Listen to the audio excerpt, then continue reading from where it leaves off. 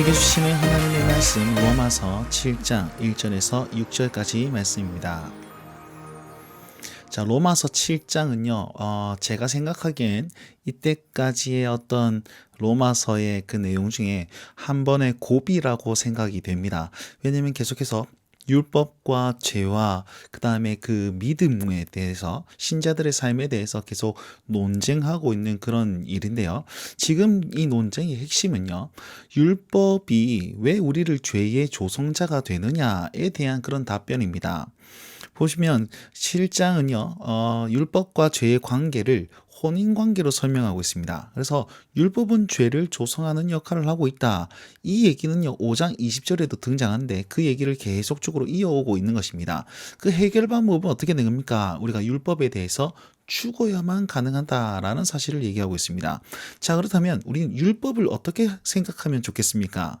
제가 왜 이게 고비라고 했냐면, 제가 묵상한 바로는, 제가 그 연구한 바로는 계속 율법을, 좋은 쪽으로 얘기하기도 하고, 그 다음에 나쁜 쪽으로도 얘기하기도 합니다.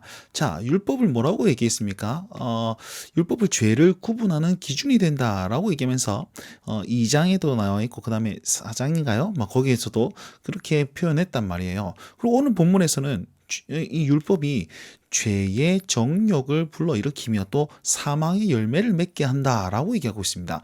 율법은 선한 것입니까? 아니면 악한 것입니까? 어떻게 봐야 되는 것입니까? 여러분, 이 기준을 헷갈리면 말씀 묵상이 굉장히 어려워집니다. 그래서 이것부터 먼저 정리를 한번 하고자 하는데요. 자, 율법은요, 구원의 기준이 될 수 없습니다.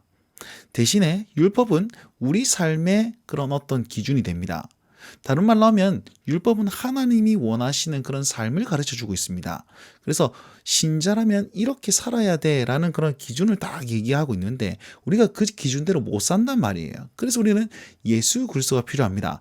하지만 유대인들은요, 다른 모든 사람들은 구원을 위해서 애를 쓰는 거예요. 자기 자신을 위해서 열심히 내가 율법을 지키면서 구원을 받아야 되겠다라고 애를 씁니다. 자, 그럼 애를 쓰면 애를 쓸수록 어떻게 되느냐? 죄가 더 깊어지는 거예요. 이유가 뭡니까? 이미 예수님께서 십자가를 다 지시고 그렇게 우리를 위해서 은혜를 베풀어 주셨는데 무시하는 격이 되잖아요. 그걸 안 받고 나는 내 힘대로 살겠습니다라는 그런 고백이 바로 이런 행위로 드러난다라는 것입니다. 그러니까 율법을 딱 기준으로 해가지고 이 율법 지켜야 돼, 지켜야 돼. 그러면서 거기에 매여 있는 삶은 계속 죄를 짓고 죄를 짓는 삶으로 드러나게 되어 있다라는 것입니다. 구약 시대에서는요, 이 율법은 죄를 억제하는 행위였습니다. 자, 너희 그렇게 살면 안 돼? 하나님 기뻐하지 아니하셔라고 기준을 딱 제시해 주니까 하나님이 원하시는 삶으로 계속 살고자 애를 쓰도록 유도하는 역할을 했단 말이에요.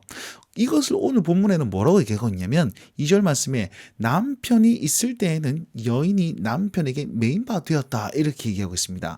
한 여인이 결혼을 했습니다. 그런데 이 결혼을 했음에도 불구하고 다른 남자가 기웃거리거나 다른 남자와 사랑하는 것 됩니까? 안 됩니까? 이건 안 된다는 것입니다. 그렇기 때문에 율법이 있을 때는 율법을 바라보면서 하나님께 율법에 매여서 하나님을 바라봐야 된다. 뭐 이런 쪽으로 이제 해석하고 적용할 수 있는데요. 자, 그런데 신약 시대는 어떻게 되었습니까? 예수님께서 죽으심으로 말미암아서 그 율법을 모두 다 완성하셨습니다. 예수님은 이 하나님의 기준 이 율법을 최상으로 다 만족시키고 또 그와 함께 그를 믿는 자들에겐 자기를 덧입히셔 가지고 그도 율법을 모두 다 완성한 사람으로 만들어 주셨단 말이에요. 어디에서요? 십자가 위에서. 그것이 4장 말씀, 5장 말씀이었단 말입니다. 자, 이걸 또 어떻게 얘기하면 3절 말씀 보니까 남편이 죽고 다른 남자와 재혼한 것으로 얘기하고 있습니다. 자, 원래 남편은 누구였습니까? 율법이었습니다. 율법에 매여 있었는데 이제 율법에 죽고 이제 다른 남편을 만났습니다. 그분이 예수 그리스도이십니다. 그럼 이것은 죄가 되느냐? 죄가 안 된다. 왜? 이미 죽었으니까. 결국은 율법에 대한 자유를 초혼과 재혼으로 설명을 했다는 것입니다. 이제는 너희가 그 전 남편에 매일 필요가 없어. 율법에 매일 필요가 없어. 왜? 새로운 남편이 생겼고 그 남편으로 말미암아 율법에 대해서 자유함을 얻었기 때문이야 라고 가르쳐 주고 있는 것이죠. 그러면 이렇게 말하는 이유는 무엇입니까? 율법에 대한 자유를 주신 이유는 하나님을 위해 열매를 맺게 하기 위해서다라고 말씀하고 있습니다. 하나님을 위한 열매는 우리 어제 본문이었죠. 하나님의 거룩함에 대한 열매, 거룩의 열매라는 것을 기억하시면 좋겠습니다. 그러면서 6절 말씀에 요약하여 정리하는데, 이제는 우리가 얽매였던 것에 대해서 죽었어. 그리고 영의 새로운 것을 섬길 것이야. 그래서 율법의 조문으로 되는 것이 아니라 새로운 하나님의 법으로 말미암아서 하나님을 섬기는 주의 백성들이 되었다라고 고백하고 있는 것입니다. 자, 그렇다면 우리가 율법에서 자유하는 유일한 방법은 무엇이었습니까? 바로 주와 함께 율법에 대해서 죽는 것이었습니다. 그리고 주님께서 이루신 그 구원의 은혜를 덧입는 것이었다라고 우리는 묵상하고 적용할 수 있습니다. 자, 오늘 말씀은 우리 삶에 어떻게 적용해 볼 수 있을까요?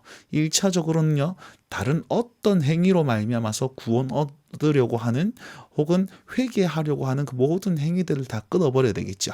예를 들어서 믿음의 회개의 그런 기도가 아니라 교회 봉사라든지 다른 어떤 헌금이나 예물로 말미암아서 그것도 커버하려고 하는 그 모든 것들 다 죄악시 여겨야 한다는 것입니다. 죄를 더 가중시킨다는 사실을 기억하시고, 두 번째, 좀 폭넓게 율법을 적용하자면 내 힘을 의지하는 사는 모든 것을 삶에 적용할 수 있지 않을까, 그렇게 저는 묵상해 봅니다. 왜요? 죄는 율법은 자기 힘으로 구원받고자 구원을 얻으려고 애를 쓰는 것이었지 않습니까? 지금 이 상황 가운데 주님을 의지하지 않고 내 힘 의지하며 내가 해결해 보려고 하는 그 어떤 모든 행위들이 바로 율법 조문을 따르는 어떤 것으로 여길 수 있지 않을까라고 묵상해 봅니다. 여러분들은 이 말씀 가지고 어떤 묵상을 하셨으며 또 삶에 어떻게 적용하시겠습니까? 이 말씀 붙들고 오늘 하루도 주님과 동행하고 승리하실 수 있는 우리 모든 운동원들과 성도님들 되시길 바랍니다. 주님과 함께 동행하십시오. 날마다 주님과.